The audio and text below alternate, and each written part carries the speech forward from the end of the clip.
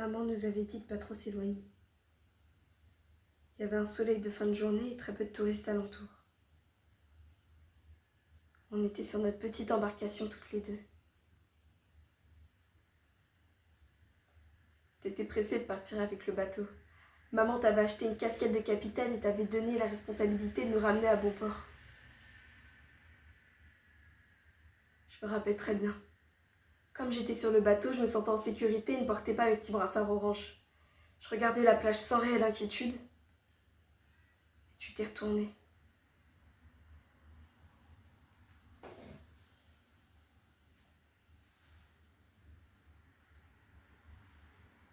C'est mon souvenir, laisse-moi continuer, ne m'interromps pas pour une fois. Tu t'es donc retournée sans faire attention au fait que j'étais derrière toi. La petite embarcation s'est penchée d'un côté et j'ai glissé. J'ai passé quelques secondes sous l'eau qui m'ont paru être une éternité, l'eau sur la tête. Je n'avais pas vécu grand-chose, mais j'ai vu une partie de ma vie défiler. Je suis remontée à mon premier souvenir dans un lit en hauteur avec des barreaux d'où je rêvais de m'échapper, l'eau sur la tête. Je nous vois dans le jardin de mémé remuer la terre et récupérer des vers de terre pour les cacher dans sa main de maman, l'eau sur la tête, dans les oreilles et dans le nez.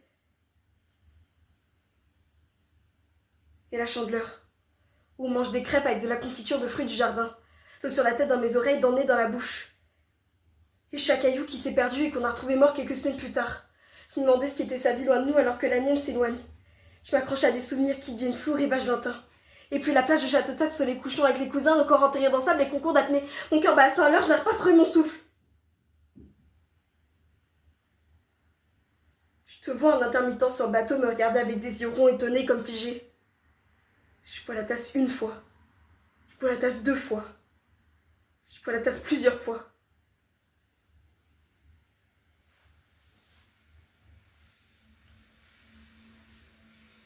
Et puis de gros bras m'ont sorti de l'eau par l'arrière. De grosses mains solides et poilues m'ont repêché comme une crevette au fond d'un seau d'eau. Une fois sur le bateau, j'ai vomi un peu d'eau salée et je me suis mise à pleurer sans trop savoir pourquoi. On a posé une grosse serviette bien chaude autour de mes épaules. Et les mêmes grosses mains poilues t'ont déposé à côté de moi et tu t'es mise à pleurer alors que toi, il t'était rien arrivé.